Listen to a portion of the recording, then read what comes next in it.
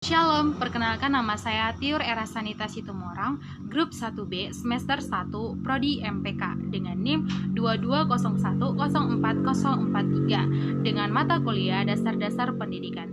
Di video kali ini saya akan menjelaskan tentang pendidik dan peserta didik, dengan dosen pengampu Ibu Grace L.A. Sihombing, M.Com. Silakan menikmati video yang akan saya tayangkan. Terima kasih. Sebelumnya, apa sih pendidik dan peserta didik itu? Pendidik adalah tenaga kependidikan yang berpartisipasi dalam menyelenggarakan pendidikan dengan tugas khusus dan memiliki profesi atau jabatan. Contohnya seperti guru dan dosen. Nah, sedangkan peserta didik sendiri adalah anggota masyarakat yang berusaha mengembangkan potensi dirinya melalui belajar dengan jalur pendidikan. Contohnya seperti murid dan mahasiswa. Yang pertama kita akan membahas tentang pendidik. Pendidik dalam lingkungan keluarga. 1. Pendidik dalam lingkungan keluarga adalah individu atau sekelompok individu, seperti yang berperan di dalamnya adalah orang tua, anak-anak, dan sanak saudara.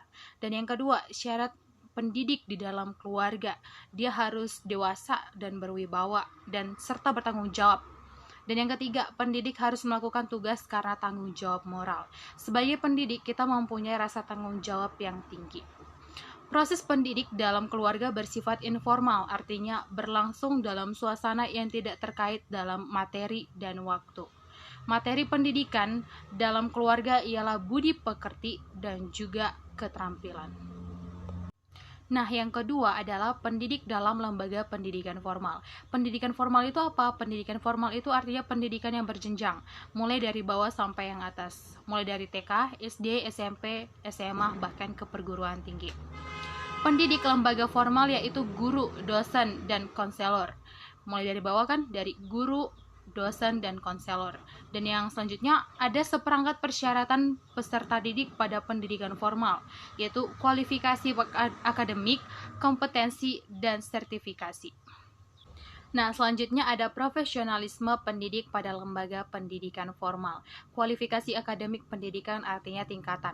Satu pendidikan pada lembaga pendidikan anak usia dini harus memiliki kualifikasi akademik minimal S1 atau D4.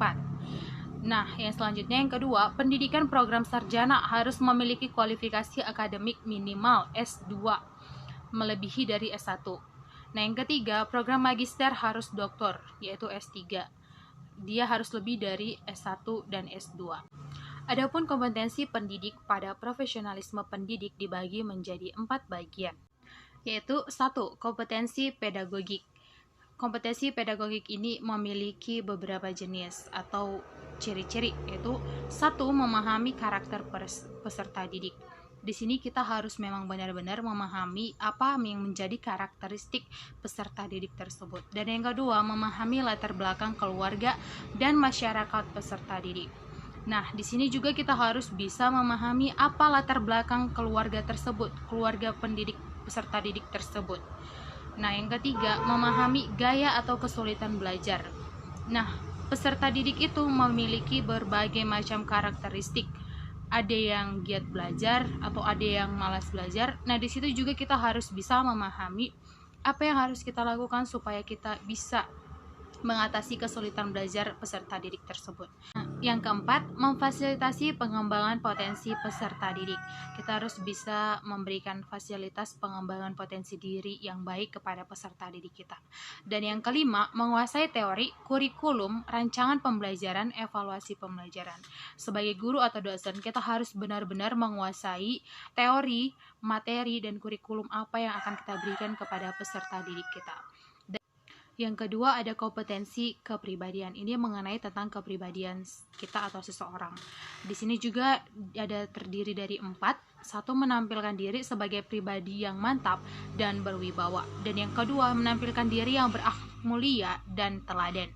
Dan yang ketiga, mengevaluasi kinerja sendiri, atau kita lebih mengevaluasi bagaimana cara kita atau usaha kita di dalam belajar. Dan yang keempat, lebih mengembangkan diri lagi. Nah, yang ketiga ada kompetensi sosial. Maksudnya kompetensi sosial ini kita lebih mengarah kepada masyarakat dan lingkungan kita sekitar. Bagaimana cara kita berkomunikasi terhadap lingkungan kita sekitar. Nah, kompetensi sosial ini juga terbagi menjadi 4, yaitu berkomunikasi secara aktif, efektif, dan empatik. terhadap sesama dan lingkungan sekitar. Dan yang kedua, berkontribusi terhadap pengembangan pendidikan. Dan yang ketiga, berkontribusi terhadap tingkat lokal dan regional. Dan yang keempat, memanfaatkan teknologi informasi secara baik. Nah, kompetensi yang terakhir itu adalah kompetensi profesional. Artinya kita lebih banyak lagi pengalaman yang sudah benar-benar jago di dalam bidangnya. Ini juga terbagi menjadi 4 bagian, yaitu menguasai bidang studi keilmuan. Artinya kita harus benar-benar memang sudah benar-benar menguasai bidang kita sendiri. Dan yang kedua, menguasai struktur dan materi kurikulum.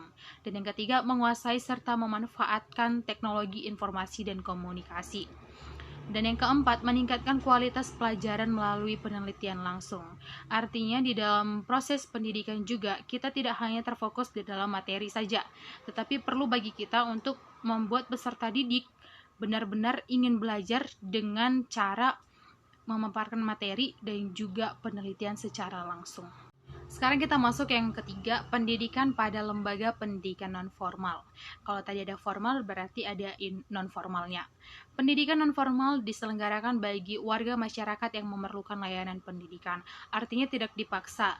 Siapa yang ingin mendalami pendidikan bisa termasuk ke golongan pendidikan non-formal. Dan pendidikan non-formal tidak didasarkan aturan-aturan yang ketat. Tidak sama dengan pendidikan formal. Kalau tadi pendidikan formal yaitu harus dari jenjang yang bawah sampai yang atas.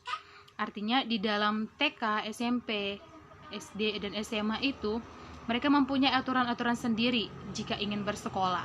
Beda dengan non-formal. Kemampuan yang diharapkan dimiliki oleh pendidik. Tadi kita telah membahas tentang apa itu pendidik, secara umum apa itu pendidik, dan karakteristiknya juga. Nah, sekarang kita masuk kepada peserta didik. Hakikat peserta didik, syarat untuk menjadi peserta didik itu tergantung dari jenis lembaga dan satuan pendidiknya. Karakteristik peserta didik secara umum itu sangat luas, berbagai macam perbedaan.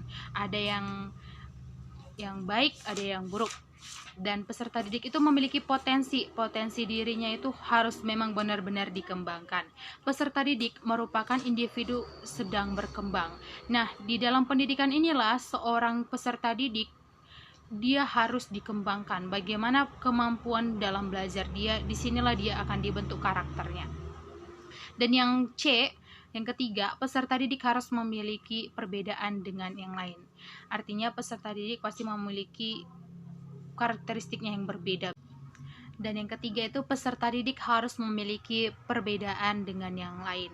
Artinya pasti peserta didik memiliki berbagai macam perbedaan ya, tidak sama. Gak mungkin si peserta didik yang A sama dengan karakteristik peserta didik yang B itu sama. Pasti ada perbedaan di dalam mereka. Dan yang keempat, peserta didik memiliki perhatian yang manusiawi. Sebagai peserta didik atau pelajar pasti memiliki sifat atau yang disebut dengan etika yang manusiawi. Dan yang selanjutnya, peserta didik merupakan individu yang aktif dan kreatif. Sebagai peserta didik kita harus aktif dan kreatif. Kita harus bisa menuangkan segala ide-ide pengembangan diri kita. Kita harus keluarkan semuanya supaya kita bisa menciptakan peserta didik yang kreatif. Dan yang terakhir, peserta didik memiliki berbagai kebutuhan. Nah, demikian video penjelasan tentang pendidik dan peserta didik. Kiranya materi yang saya paparkan bisa berguna bagi saudara-saudara sekalian. Jangan lupa like, comment, dan subscribe. Thank you for watching. Shalom.